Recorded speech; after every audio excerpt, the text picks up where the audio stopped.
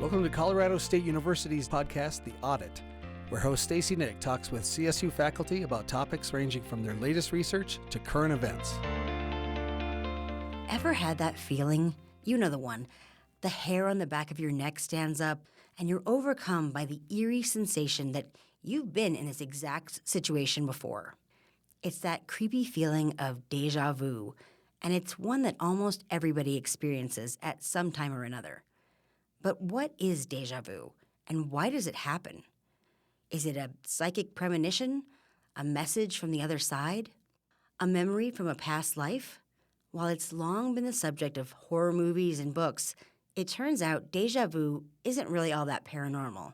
In fact, it's actually pretty normal, according to Colorado State University psychology professor Anne Cleary. Cleary researches human memory, specifically when that memory is just out of reach, such as with déjà vu or those moments when the word you want is right on the tip of your tongue. Today I'm speaking with Cleary about what actually happens when you experience this memory phenomenon. What drew you to studying déjà vu, and what aspects of the phenomenon are you kind of most interested in looking at? So I became interested in the study of déjà vu around 20 years ago or so. I had been studying an aspect of memory known as familiarity-based recognition. In fact, I had a career grant called familiarity-based recognition. And so the way that I had been studying that in the laboratory was to have people make familiarity judgments for different types of stimuli during incidents of recall failure, where people couldn't recall anything specific that the stimulus might have reminded them of, but could feel a sense of familiarity nonetheless. So I had been in the process of doing this research on familiarity-based recognition when a researcher named Alan Brown published a paper in the journal Psychological Bulletin on the déjà vu experience. And it was the first time any researcher had published an article for mainstream scientists, mainly cognitive scientists, but psychologists more broadly, on the phenomenon of déjà vu. So he brought it into the realm of science, and that was the first time. In addition, it wasn't just a review of what had been done up until that point, and what had been done up until that point had basically been survey research, survey studies of people's déjà vu experiences. No one had really attempted to study it in a laboratory setting yet, or to induce it through experiments. Was it seen more as like a kind of an eerie supernatural thing then, or what was the view of it at that time? So I think at that time, probably a big reason scientists had steered clear of studying déjà vu was precisely because it has this association with the paranormal.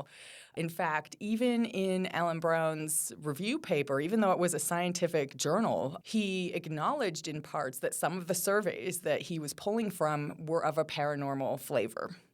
And so I think there was that element, keeping it out of science. And this was the first time that a scientific paper on the subject had emerged in the mainstream literature. And it wasn't just a review. It was also really a call to cognitive scientists to take up its study in the laboratory. And so in addition to reviewing what he could pull out of these various surveys that had been carried out over the decades, Alan Brown really pointed out a number of different ways that cognitive scientists could study déjà vu in the laboratory. And so I really took up that invitation because at the time I had been studying this aspect of memory, familiarity-based recognition, and immediately saw links between what I was already studying, people's sense of familiarity when they can't recall anything specific, and Alan Brown's call to scientists to take up the study of déjà vu.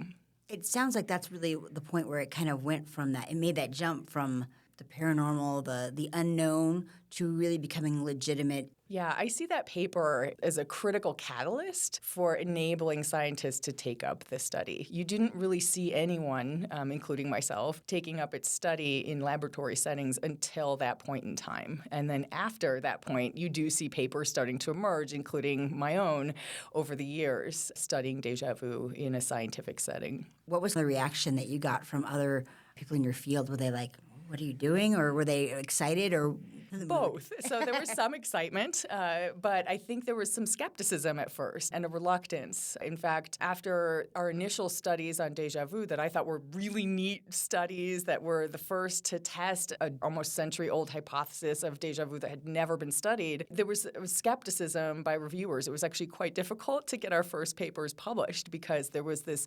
skepticism that you could even study déjà vu in a laboratory setting, or that if you get participants to report feelings of déjà vu in a laboratory setting, how do you know that's the real déjà vu? How could you possibly induce that in a laboratory setting? It's too mysterious. It's too eerie. It can't be the real thing because it would be impossible to duplicate that. There was really this skepticism among a lot of people that it was something that could be studied. So how do you study déjà vu? I mean, how do you trigger that in people? The approach that we've taken followed from my initial studies of familiarity-based recognition, where what I would do in the lab is ask people for judgments of familiarity. We would familiarize stimuli in the laboratory and then examine instances where people could recognize that something was familiar. So, for example, a face that had been familiarized in the lab, but not be able to pinpoint why it's familiar or what the source of that familiarity was. And so it wasn't too far a leap to take that approach to studying déjà vu. So the approach we took actually follows from a number of suggestions that Alan Brown made in his initial review paper.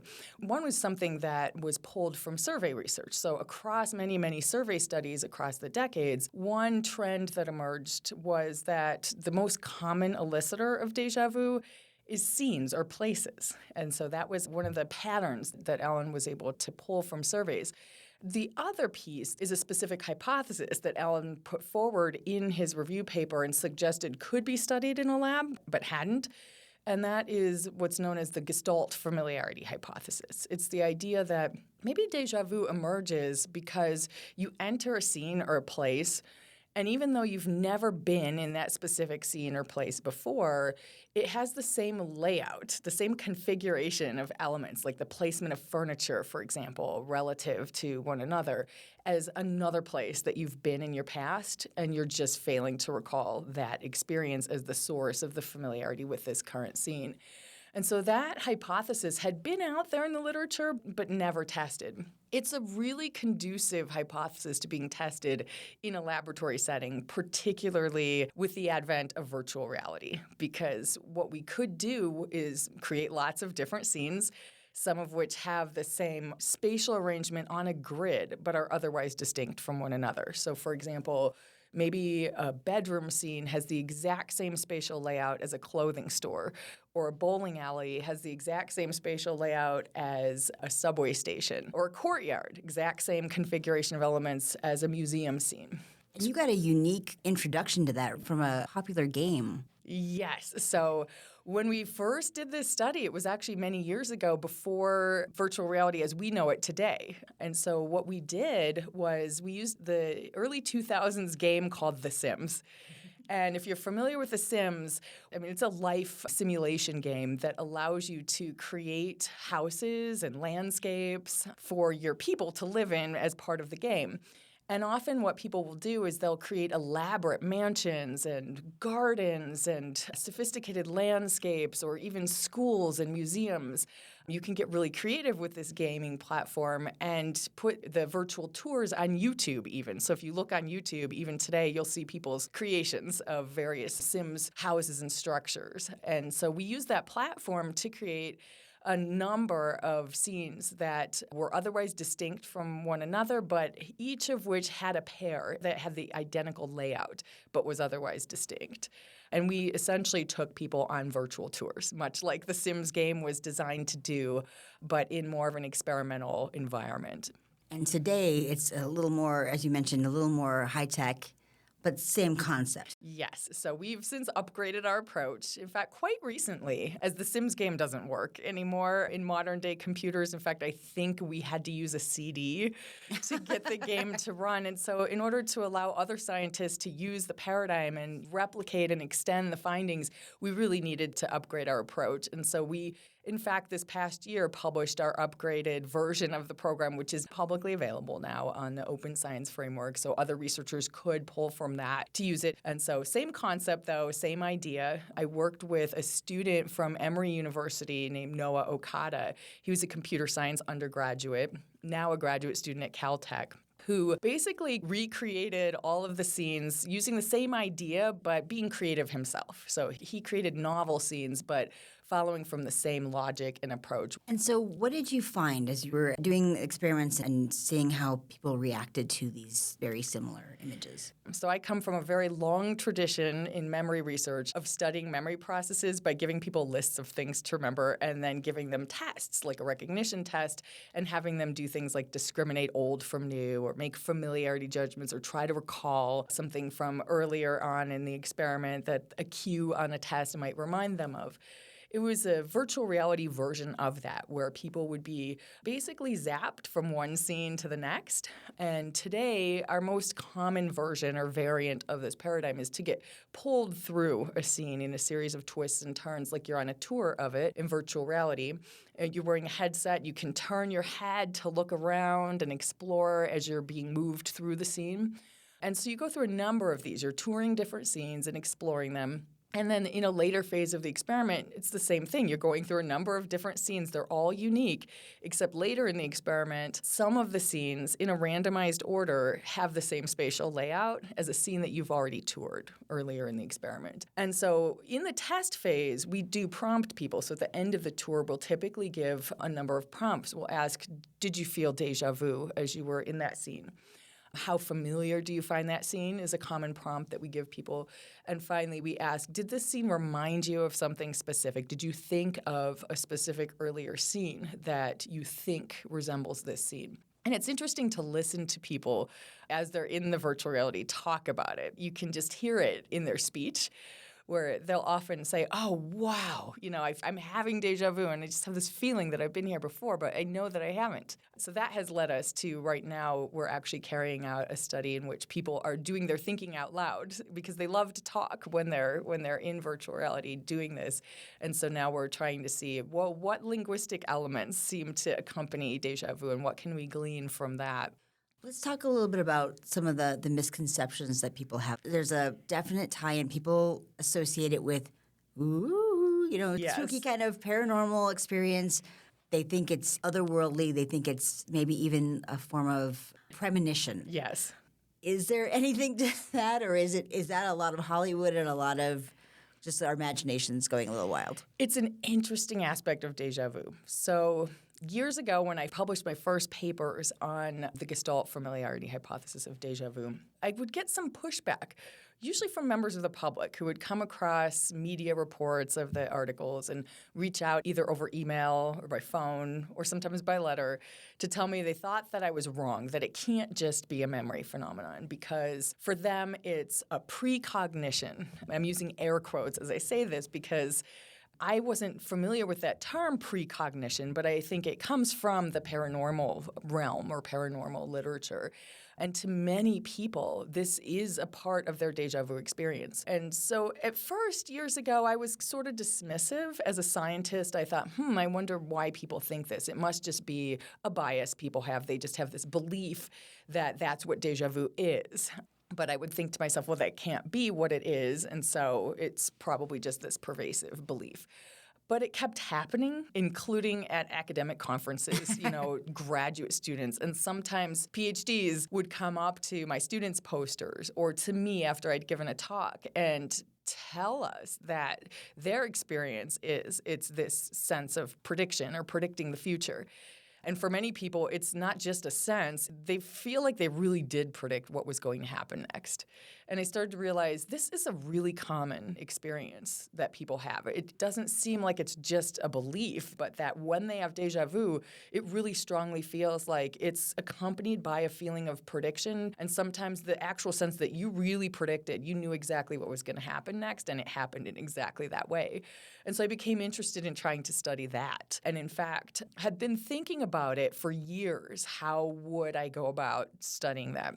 and eventually came up with this idea that maybe it too is driven by memory. Maybe if a past situation dynamically unfolds in a very similar way to a current situation, maybe that unrecalled memory, in the same way that the unrecalled memory for a layout can contribute to the sense of having been in a place before that you know you haven't been, maybe the way that an event dynamically unfolded over time in the past is leading you not only to feel a high sense of having been in this event before, but also a sense of knowing where it's going and what's going to happen next.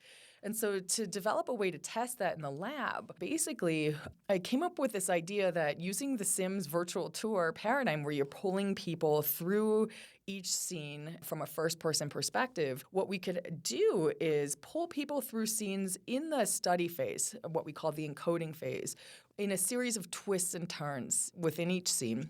And then in the test phase, when they're being pulled through an identically configured scene, have that tour stop short of a turn that was taken earlier and see, could people predict what the direction of the next turn should be in that test scene, even if they can't recall the earlier scene that's the source of any sense of what the direction of the next turn should be. And so it seemed like a great way to test this hypothesis that maybe it's a memory-driven phenomenon that is allowing people to be able to predict the future in a sense, because it's really the past that's enabling it. Unfortunately, at the time when we ran that study, it didn't work, or it didn't work insofar as people had no predictive ability that was grounded in memory, unless, of course, they recalled the earlier scene. When they did recall a specific scene, then they could predict what the direction should be on the basis of that recalled memory of a highly similar scene and what the direction of the turn was there. But our primary interest was in when people can't recall, can they just have this sense, right? Like when they're having déjà vu, feeling like they've been in this scene before, knowing that they haven't, does that enable a sense of prediction even though they can't recall and have no idea why? Because if so, that would help to explain this mysterious sense of predicting the future. But again, unfortunately, there was no predictive ability. We found our usual déjà vu effects, but just déjà vu wasn't associated with any actual predictive ability. So I kind of sat on that study for at least a year or two, thinking of it as kind of a failure. Like it was a great idea, but it didn't work, so that's not it. And then one day it occurred to me that we hadn't asked them if they felt that they could predict. And so I went back to the lab and decided to test that. So ran the same study, but added in a question about, do you feel as if you could predict the direction of the next term? And what we found was this enormous sense of prediction, that when people felt like they were having déjà vu, they felt very strongly that they could predict the direction of that next turn, even though they actually could not. So in replication of our earlier study, there was no actual prediction, but what was fascinating was that there was a very, very strong feeling of prediction accompanying that sense of déjà vu. And so that was our first step toward trying to get at or understand this idea, this association between déjà vu and feelings of premonition. We've since replicated that basic illusory sense of prediction many times. So it's a very robust, very large effect. And what it suggests is that while we don't fully understand why it's there yet, it's there. And so when people experience déjà vu, it very often is accompanied by a very strong feeling of knowing what's about to happen. It's not every déjà vu experience, so it's not as if people simply define déjà vu as prediction. It's roughly half of their déjà vu reports in the lab are accompanied by this strong sense of being able to predict what's going to happen next, but not every instance. So you're talking a lot about places. When I have déjà vu, it's often a conversation. That is the second most common elicitor of déjà vu, according to the survey research. And I have to admit, I feel like I knew they were going to say that. I knew it's really strong that you're like, I knew that conversation was going to happen, but it's never happened before. But it feels like I had it before. Yeah, very common. Yep. So second most common elicitor is conversations. Is there a big difference in why that happens? So far in my lab, we've been focusing on places as the elicitor, and we haven't looked at conversations yet. I think primarily because of the logistics involved in trying to create that in something like virtual reality. It's not impossible. You know, we've talked about, my students and I, about the possibility of creating avatars that might talk to you and gesture and say things. And could we somehow mimic that experience of feeling like you're talking to someone for the first time, but you feel like they've said this before and you know where this conversation is going or what they're about to say next? And so I think you could design an experiment like that. It's just a little bit trickier because of the complexity. Compared to just putting elements of furniture and things on a grid, in VR it would require this more sophisticated set of avatars who are gesturing and making facial expressions. But, someday we may do that. I think it's a great idea and definitely a good next question. And then we could start to compare, are they phenomenologically different experiences when it's a place versus when it's a person or a conversation? It feels like most things have a purpose. Most things that we experience, there's a reason for it, even if we don't know what it is. So why would déjà vu be an important biological function? Yeah. And I think that's the million-dollar question. I used to approach the study of déjà vu as if it's just an odd quirk of memory that's interesting to study and we don't really know why it's there. And in fact, even thought of it years ago as perhaps just a side effect or residual aspect of other memory processes, that maybe it doesn't have an important aspect to itself. It just sort of is this lingering after effect. But I've changed my mind on that. I actually now think that it probably does have a useful purpose and is there for a reason. Specifically, I think, and this is based on more recent evidence coming out of our lab that has caused us to really rethink this, that it's not just a quirk, it's there for a reason.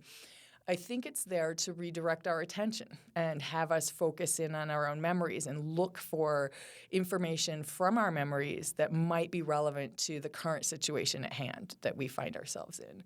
And so where that idea came from was actually interesting. Prior to Noah Okada, the student I mentioned earlier, prior to that, I had pretty much created all of the scenes that we were using in the Sims games. Years ago, I spent a lot of time playing that game and constructing these scenes for research. And so I never got the chance to experience déjà vu myself in the VR environment because every time I would go in to test the program or just explore, I knew every scene because I had created them. And I knew which scenes mapped onto which others, and it wasn't that interesting to me. But when Noah first sent over the HTC Vive program for me to test out in my lab to get ready to run here at CSU, I got to go through this program for the first time not knowing what any of the scenes were or what any test scenes mapped onto because I hadn't created them. They were all new to me. And so while I was in the test phase exploring the scenes that he'd created, what I noticed was that I was very impressed with the creativity that went into creating these scenes. I was exploring them, really admiring, looking around, turning my head and oohing and aahing, thinking, oh, look at this granite countertop and that bowl on top of it, such detail, or the tile on the floor, everything had such detail. And the creative placement of different pieces of artwork and elements, it was just very detailed, very high resolution, impressive VR environments. And so I was very much enjoying being pulled through these scenes. They were novel to me. I'd never seen any of them before, and it was very interesting to explore. And as I'm doing this, as I'd been through several different scenes already at this point, all of a sudden, as I'm getting pulled through this sort of beach resort scene that had little huts and tiki torches, and it was a boardwalk near the water, I was overcome with this sense of, oh my gosh, I feel like I've been through this exact scene on this exact path.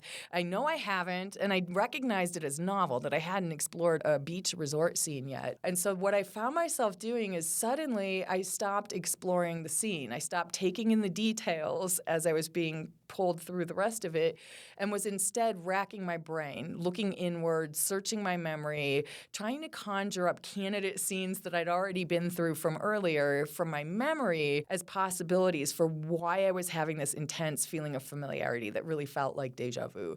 And so my attention turned inward. I was no longer exploring the scene. I was searching my mind for an explanation for why am I having this. And it happened to me several more times throughout the rest of the tours, but it really got me thinking. I thought, oh, is that what participants in our studies, is that what it feels like to them? Because if it does, that might be a missing piece that it hadn't occurred to us to explore yet. And that is that when it happens, it switches your attention from being outward focused to being inward focused to searching your memory. And it got me thinking that might be the purpose of déjà vu. It turns your attention inward and gets you searching your memory for something that might be relevant to the situation at hand. And if you think about it, that's probably a very useful purpose. It's sort of your brain telling you stop, there's something here, and you really should figure out what is it that's familiar about this scene. I love the idea that it's actually your brain trying to give you a little kick to stop what you're doing and take note and Yeah, I love that, a little kick. Yeah, and that's kind of how I think of it now, that its purpose is to give you a little kick or a nudge to search your memory that might not otherwise occur. You might just keep exploring the scene, but the sense of familiarity is sort of an alert that there's something here that you've done before. Try to figure out what it is. Mm-hmm. I think it's telling us something important, perhaps, about how the mind works more generally. We don't really know a whole lot at this point in cognitive science about what causes our attention to flip inward when it was outward focused. So in cognitive science, there have been decades and decades of studies on attention telling us what in the environment can pull our attention outward. So we know that when something's novel, it'll tend to grab our attention outward. If something's salient in the environment, it'll tend to pull our attention outward toward it. We don't know much about what in the environment might instead send our attention inward toward our own memories. And so I think it's telling us something important there about how our attention gets redirected, sometimes involuntarily. So if you think about it, déjà vu is not really a voluntary form of cognition. It just happens to us. And when it does, it seems like it takes a front seat to whatever it was we were focusing on. It grabs our attention and holds it and redirects our focus. And that may be telling us something very important about how our mind does refocus. When you have déjà vu, it does feel eerie. Is there an element to that that's important? Why do we have that spooky feeling? It's so palpable. Yeah. In fact, people love using the word spooky. So even when I talk about déjà vu and our déjà vu research at scientific conferences, sometimes a scientist will raise their hand and say, "But what about the spooky element of déjà vu? Why is it so spooky?" Yeah. It's interesting that we tend to remember it as if it was spooky or eerie when it happened. Some of my collaborators and I have been looking at, well, what are the emotional aspects? What is this phenomenology, the subjective qualities of the experience itself? Is it really spooky? Is it kind of negative? Or is it more positive? We're starting to find evidence to suggest when it does happen, at least in the moments that it happens, it's kind of positive. That if we look at, for example, machine learning approaches, something called natural language processing, to examine people's language when they do answer survey questions about their déjà vu experiences, they tend to have a positive slant to the descriptions of déjà vu in the language that they're using. And so it's an interesting question. Why is it so associated with the spooky? Is it because it has this paranormal, sort of societal paranormal expectation around it or belief system around it? Or is there something else that leads us to feel like when we have déjà vu, it's spooky? I don't have an answer to that yet, but we're doing a lot of studies right now, mainly with machine learning in collaboration with some folks in computer science here at CSU to try to start to get at that. So looking at people's language, if they talk out loud while they're in virtual reality, for example, can we then take the language itself and train machine learning algorithms to differentiate when people do have déjà vu versus when they don't? Are there linguistic qualities that seem to differentiate? And if so, are they sort of spooky qualities? Is their language indicating spookiness at all? Does the word spooky come up at all in their language? I mean, that's a good question that I think we might be able to answer soon as we explore this. Well, thank you so much for taking the time to talk with me today. I really appreciate it. Thank you. That was CSU psychology professor Anne Cleary speaking about the memory phenomenon known as déjà vu. I'm your host, Stacey Nick, and you're listening to CSU's The Audit.